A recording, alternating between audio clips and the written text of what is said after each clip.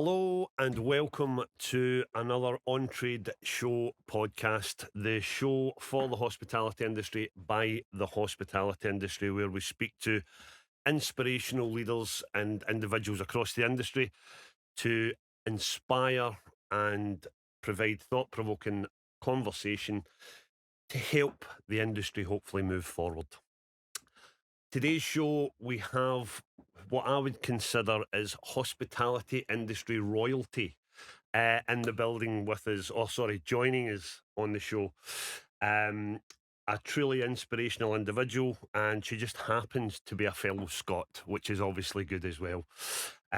Please welcome and joining us as Cailin MacAllister, Group Managing Director at the Ministry of Sound.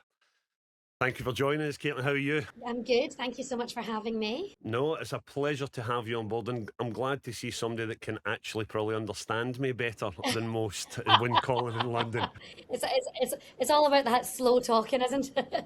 It is. It's trying to. People usually think I'm more from Edinburgh than Glasgow because I have to enunciate properly, Cailin. But thank you very much for joining us.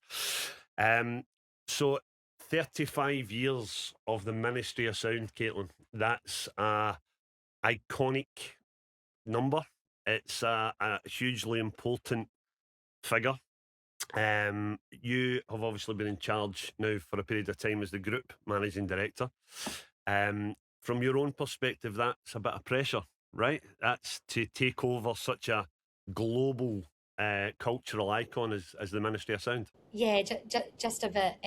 But it's pressure, but it's a challenge and an exciting challenge. And I guess having 35 years of amazing heritage and history and success. But really, what's exciting for me is what's the next 35 years look like. Yep, yep. I mean, you've obviously got from obviously its roots. Obviously, the name Justin's quite important in the ministry's Yeah. history, which I take a bit of pride in. But obviously, back starting in '91, the journey of the venue itself, going from, as I say, quite humble roots in Elephant and Castle to the vision and everything else that's there, and to launching, iconic tracks from people like Eric Prydz, Fatboy Slim, Pete Tong, Calvin Harris.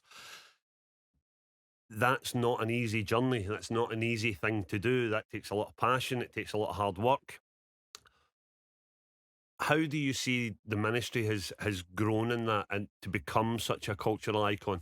I mean, I think the thing about ministry generally is we have a passion for trying new things, and we're not scared to take some risks. And whilst we've had massive successes over the past 35 years, we've equally had probably as many or more failures. Um, and that's what being like an entrepreneurial business is about. And you need to move with the times. You need to keep things interesting. Try and pioneer what's coming up next. Ministry did that with the nightclub. They didn't exist. It was there was an illegal rave culture, and then Justin went to New York and brought the club back to London, then to compilation albums, right through to you know now launching like a workspace and members club that is very different from like what exists in the market. So it's kind of in our DNA, which sounds super cliche, but it's how we operate as a business. No, and that's something that stood out for me with the how it sits differently to most other brands, but it's a to become that kind of cultural aspect, not just from the music, but from the community, and really kind of leading when it comes to things like, I mean, you mentioned, the albums that get brought out on the back of it. I remember Ministry was the first real kind of club or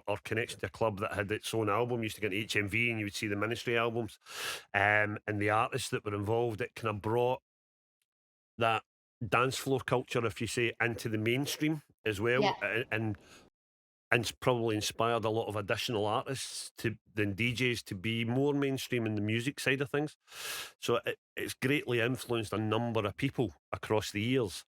Um, One of the things that we talk about across the industry when we speak to venues is you find that venues talk about the challenges that are happening across the industry, and how create an experience for the customer, and it's something we've been really vocal Yeah. about the importance of that experience, because nightclubs, bars, hospitality isn't just a pub, as sometimes government bring it across as, but that experience that people have, it's where they meet their partners, it's where they meet friends, it's where they build relationships, and all of those memories that are created last a lifetime. And I think do you think some venues sometimes maybe miss that as part of the journey? I mean, I think that nightlife trends change in nightlife. You know, we saw like a couple of years ago a big uptake in day parties.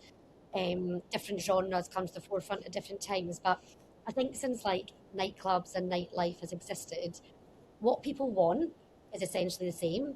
How you execute it might be slightly different.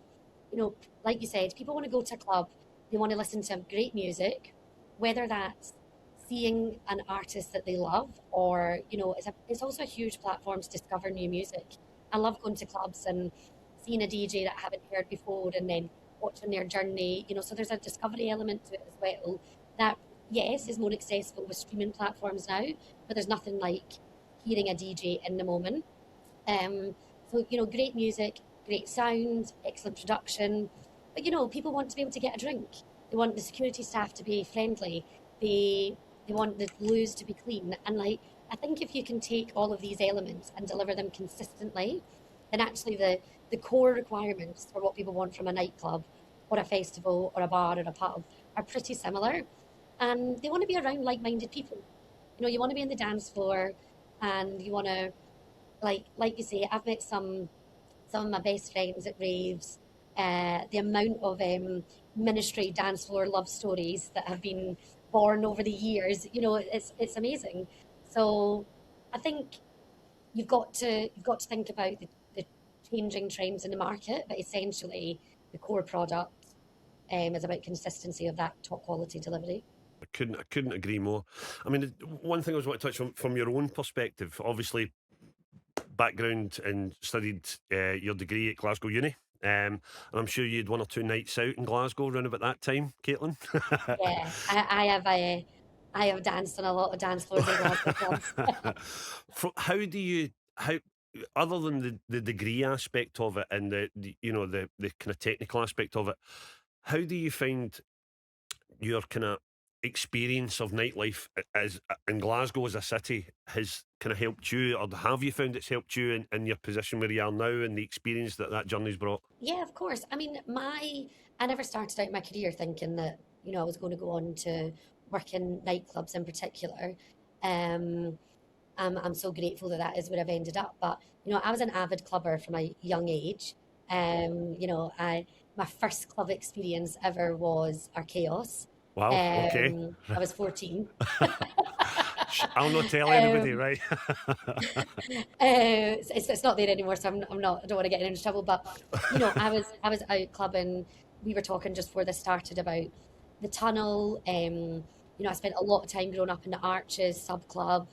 And the amazing thing, and I think about a city like Glasgow, is there's a real community around nightclubs, and I think that's slightly been lost a little bit because of social media and the way people socialise. But I mean, I went through a period of time where there was no way I was ever going to miss a carving Thursday in Glasgow, and to the point that if none of my mates were going out, I would just go by myself because I knew for a fact the minute I entered that smoking area and bread and butter, I You'd was going meet to bump somebody. into people I knew, and so you could quite easily do that. And I think that's the thing people forget about nightclubs. It's a place for people to go, meet, socialise, catch up, and it becomes a bit of a ritual for a lot of people.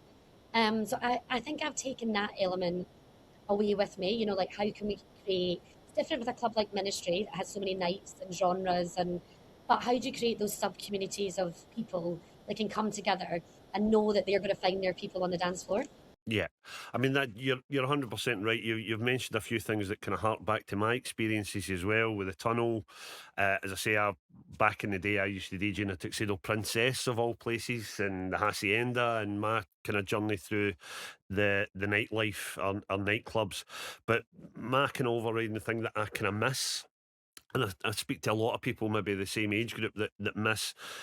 You used to be able to get into Glasgow on a night out, and you had maybe 6 or 7 nightclubs that if you had a certain genre of music that you liked, whether it was the Tunnel, whether you say it was Archaeos, whether it was the Tuxedo Princess, whether it was, the Sub Club or the Archies, there was queues. You used to have to Yeah. physically queue to get You in, used to and you used to have to buy your ticket well in advance. Like if you wanted to, I remember like going to Halloween inside out parties at the Arches, and like you were buying that ticket the day it came out because it was selling out. otherwise you weren't going. And then there was none of this WhatsApp groups about, oh, where are we going? Oh no, we'll no bother. It was a real excitement about. It was unsaid the second that those tickets went out. You were getting a ticket. Yeah, and I avidly remember Tuesday and Thursday nights in Carbon. That was the hospitality industry's nights out, Yeah, and the people you bumped into, whether it was a combination of the old firm football players, or yeah, random people you were working with. It was just the atmosphere was always really positive, and as I say, up in bread and butter before you went down the stairs, and it was the quality of experience that you got. Like you said, you could go in after your work, or you could not meet your friends, and could go in and you would bump into yeah. people you knew, bump into people you drink with, and that's how relationships develop. Whereas now you've got a lot of situations where everything seems a wee bit clinical in certain areas, where it's, everything's Eventbrite on tickets, and that's the only way you access them. Or I think that's where clubs and we are working really hard is you need to use your digital and your social elements to try and build that community and then pull that online community into the space. Um, and like posting pictures of flyers and just talking about trying to sell tickets on socials, that's just not what people want to see. They want to understand about ministry's history. They want to understand about the top 5 tracks from a DJ. They want to see an interview with an artist, know about their journey. Like you need to paint a picture, tell a story, and make a nightclub feel more than just a space that you can go to like dance and drink. So I think if we that kind of style isn't going anywhere. Like that it is. So you need to embrace it and need to figure out like what works for you. and adapt to the kind of needs of what the customer's looking for, and try and, I think sometimes, and I think that's something you guys do really, really well, is you don't just conform to what you the mainstream, if that makes sense. You don't just conform to churning out the same thing over and over again. You lead by example. You're, like you said earlier on, you're not scared to go out with the norm or explore a different genre of music or a different idea, and it's that kind of inspiring people or educating people on what else is available to them. I think is really important. Yeah, and that's actually what I love about ministry. I mean, it makes the job of marketing really difficult because our audience is everyone. I mean, your audience is everyone. It'd be much easier if we said we're a nightclub and we only play tech house, and that's what we play, and they were like, we know our audience. But you can come to a night at ministry on one Saturday and a different Saturday. You can listen to garage, you can listen to drum and bass, you can listen to house, disco, tech house, afro house, all your like sub genres. You can listen to grime. There's so many things there. And actually, for me, whilst it makes the job more difficult, it's also what makes ministry way more interesting. Yeah, yeah, 100%. I mean, obviously, we've spoke about a number of kind of aspects, but there was a recent refurbishment to the venue with the Yeah, box as well, which looks phenomenal. I have to say, yeah. it looks That was one absolutely of those epic. moments I thought, wow, I'm either going to be the most hated woman in nightlife for changing the sound system in the box, or it's all going to work. And luckily, it's it's worked. It's It's amazing. hugely impressive, and obviously, I watched avidly the podcast that he did from the box as well, the interviews from it, which was Yeah. was amazing. Is that the one where my team threw me under the bus for? I wasn't going to mention that, Caitlin, to be honest. But yes, that very one. But the venue looks absolutely stunning, and I hats mean, it's off to you great, for the investment and the effort that you guys put in, because it clearly matters. and I think it's not just about putting new lights in and a new sound system and big fancy screens. there was a real thought about like the way people want to consume music and what our USP is when we designed that room. So like anyone who'd been to Ministry before, the DJ booth was quite high up, so you were quite disconnected from who was playing. And I think the thing is like, if you go to a drum shed and like what they do is great and like everyone's got their own thing, but that's a massive indoor festival. When you come to the main room at Ministry, you can see your favorite DJ. You're on the dance floor, you are close, you're connected, you're in a you're in a sweaty box and you feel it. Like there's an energy in there Yeah, that, yeah, that is very different from what you get in larger spaces. yep, And 100%. obviously there's pros and cons to everything. Like there's certain headliners we can't book because they just are not going to play a room that, is under 5,000 cap. But the experiences you do get, like when you've got these amazing artists playing, just feels so much more intimate. It's a bit like seeing, if you could see Beyonce at the O2 or you could see her at Barrowlands, like where would you rather see her? 100%. I mean, it makes 100% sense, and that's something that we've kind of talked about quite a lot about some of the events that we do, and kind of showcase with our awards is around that engagement with some more intimate aspects where not everybody can afford to go to the O2 or can go to the Hydro or the Manchester Arena at 100 quid a ticket, and then all of a sudden your night becomes, by the time you get a drink involved or the group involved, before you know it, you're 250 quid down, and then your experience isn't coming back from that gig or that event as, I really enjoyed that. That was brilliant. I loved seeing it. It's, wow, that was expensive, is your first thought. Whereas those intimate aspects that you're talking about with the Ministry or with other venues, I know you guys have been quite vocal and collaborative when discussing other venues around you, like XOYO, that have been recently invested a lot in the aspects that it is a community, and it's about providing that experience to grow the industry, not just in your own box, if that makes sense. Excuse the Yeah, pun. and I think people want choice now as well. Like, if anyone went to like the Fred again shows, where there were huge shows and production, for me, like what he did with those shows was like first class. That was stunning, And yeah. of course, that's amazing. So like you should go to those big events where they're amazing, and like you would walk. I think you could spend 500 quid in that night and walk away and remember it forever. Like that, to me, that's amazing. But also you want to be able to just go out on a Saturday night and enjoy yourself, and whether that's like a local bar, whether that's a club like Ministry or an XOY or a Fabric or a Coco, or like there's a place for everything, and it's challenging because there's more choice, but also it's my like when people say that nightlife is struggling. Of course, there's lots of challenges with licensing, planning, business rates, all the costs that are imposed on us. So I think the, running the business commercially is challenging, but for me, I love it. Like I love seeing, like I live in just near Peckham. I love seeing that Palais reopened there, and like I love driving past it at night and seeing a queue. Like there is stuff happening, and it's great. And like we all want each other to have success because otherwise there is no nighttime economy. I agree. I couldn't agree more. So what's coming up? If you can let the cat out of the bag about some of the stuff that's coming up with the Ministry, I'm sure there's a list of exciting things going to be taking place over the next wee while. Yeah, I mean we've got some great shows coming up. We've got a Masters at Work show on the next May bank holiday weekend, which I'm super excited about. The June bookings are looking strong. We've got everything from MJ Cole to Steve Aoki to Eno Napa, again, like all those broad genres, so it's super exciting. And then we're doing our world tour, so we're doing our 35 cities for 35 years. We just come back from Helsinki, Washington, we did Miami Music Week.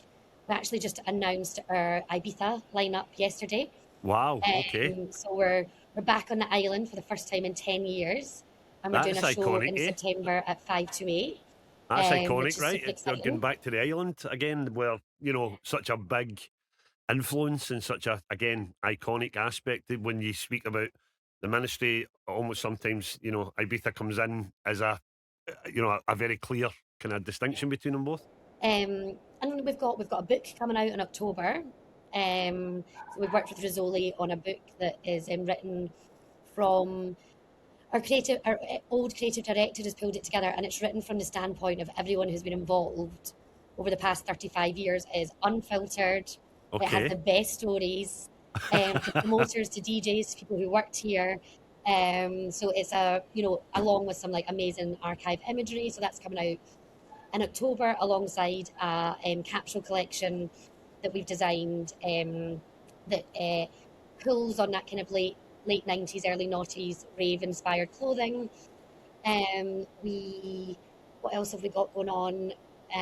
We have a huge birthday weekender. I can't say who's playing, but the first weekend in October, we are doing 5 back-to-back shows, Friday through Sunday. So kind of like ongoing multi-genre. The artists are like, I would put it in your diary now. Well, I was going to say you'll need to let me know when that is, Cailin, even roughly, and I'll be on the thing at the queue, just pressing refresh to try and Yeah. come down. 100%. So, loads going on this year. And actually, like, I've kind of spent most of my morning chatting about some exciting things for 2027 as well. Good. So, because we're fully booked for this year. It's really impressive to see, and as I say, sometimes I think with venues like yourselves or brands like yourselves, that it can sometimes seem to the outside that it's this, behemoth that's just churning over and going through the same motions, but and the appreciation for the effort and the time and the thought process and the hard work that goes into keeping that where it is, um, can sometimes go under the radar. So from our perspective and from somebody that and a brand and a venue and an individual that is a beacon as far as we're concerned for the industry of you know everything that's right about the industry. I want to say thank you and congratulations, and please keep up the hard work, and please keep shining that light for the industry because it's No, impressive. no pressure. No pressure, no pressure at all, no pressure at all. You have been watching your guys on the podcasts from the Ministry of Sound, Yeah, and we're going to steal a wee bit from you just for as we go to finish with your truth booth. yeah. So as I say, no filters. We've got Okay. 3 questions that have been sent across to us by people that knew you were going to be on the show today. Oh, wow. From a truth booth perspective, so I'll no, in no particular order. The best gig that you have ever been to, In my life. in general, blanket across the board. It can be the ministry, it can be anywhere else. Gosh, that's really tough. The best gig I've ever been to. Do you know one of my favourite nights I've ever been to? Probably like last summer, I went to Pikes All right, okay. and saw Colleen Murphy, and I would say that is the first time in a long time. Obviously, Pikes have got a no phone policy, which is great, and I was like eyes closed on the dance floor, like Loving life. loving, like I just. And do you know what's funny? I also the music was so good. I barely drank. Every time I went to go Wow. to the bar, I was like, oh, that Another feeling of tune. like just like pure elation. Wow. And I think in terms of like a real like in your heart feeling, Yeah, yeah, yeah. that was amazing. Obviously I've been to like some amazing things over the years where the production's been fab and like, you know, that, but I think for an emotional response, that for me, That was the one that ticks your box. yeah. The other one is your own biggest inspiration in the industry. Where do you draw inspiration from the industry from? I mean, I just am obsessed with the industry. I don't think there's one particular thing. I just love seeing what people are doing. I love like exploring what people are doing like all across the globe. I think for me, you can draw inspiration from anything. I can go to a coffee shop in Barcelona and be like, "Oh, it's really cool how they do their merchandise here. Like, we should take inspiration there." Or, I draw a lot of inspiration from hotels because I think hotels, the way they think about that customer journey end to end and all the little touch points. Um, and I love seeing, like I spent my whole weekend just past in Malta, went to Higher Love, went to Sundays, like went to different festivals, and just like, one of the stages in particular, I just thought the production was executed really well, and I'm I'm sending videos back to the team in the office while I'm in the middle of the rave saying, look at this. This is really cool how they've done this. How do you do it? So Someone figure it out. you're that person that you get a WhatsApp from at 2 o'clock in the morning going, I really love this. Look at this. This is brilliant. Literally, if you ask any of my team, they're like, I was there with our finance director, and her and I were literally in the middle of a rave and running numbers. never off duty. we were like, how much do you think this stage cost, and what do you think we could do? And like, we had I had a drink in one hand and my calculator in the other. Brilliant. And the last one, you've kind of maybe answered this already, but I don't want to put words in your mouth, is your most memorable venue that you attended when you weren't at the ministry, when you were younger, the most memorable venue that you used to attend? I mean, I guess like my first ever clubbing experience was our Chaos, and I loved the layout of that club. Like I think it, like honestly, if that club was available to buy now, I would buy it. Yeah. I remember the days in Arcos.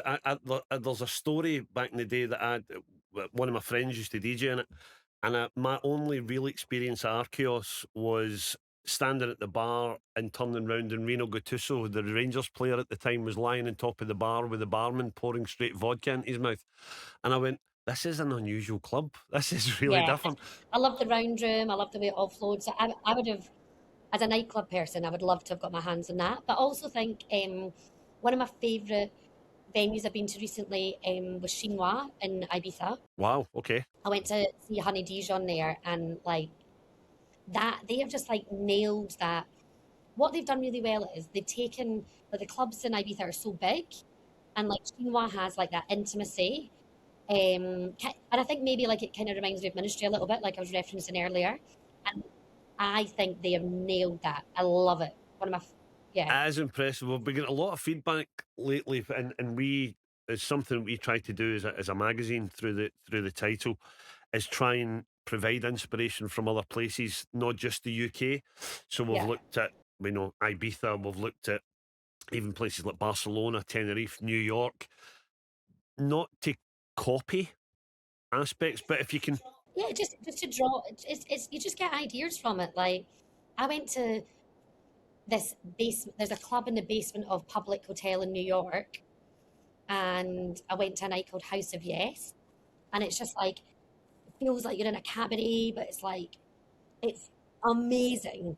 And obviously, like, we are never going to turn Ministry into a cabaret, but like the kind of the hidden moments, like constantly throughout the night, you were surprised, there was discovery, and I think I would take that away. I'm not going to suddenly have people jumping out of bird cages. You're not going to have Chicago in the Ministry of Sound, or maybe. But it's that sense of discovery I was like, that's something that I think is really important in nightlife. Wandering around a club and finding a room you didn't know was there. So yeah, I mean, I could, if there's a club, I'll be there, exploring like what lights they've got and how they've done something.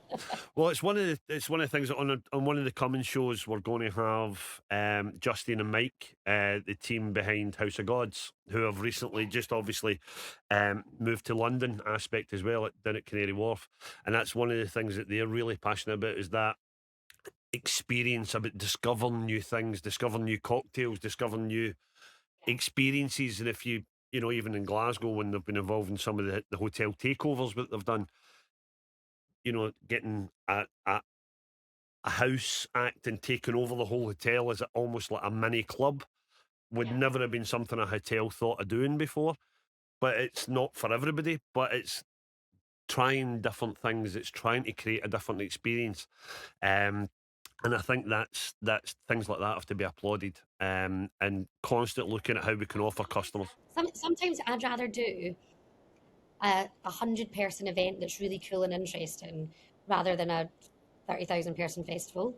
Both have their place, but like sometimes there's a little bit of special sauce in the unexpected. Listen, it's been an absolute pleasure having you on the show today. Thank you so much for joining us. We wish you all the best for all of the events that you've got coming up, and I'm definitely putting in the calendar for.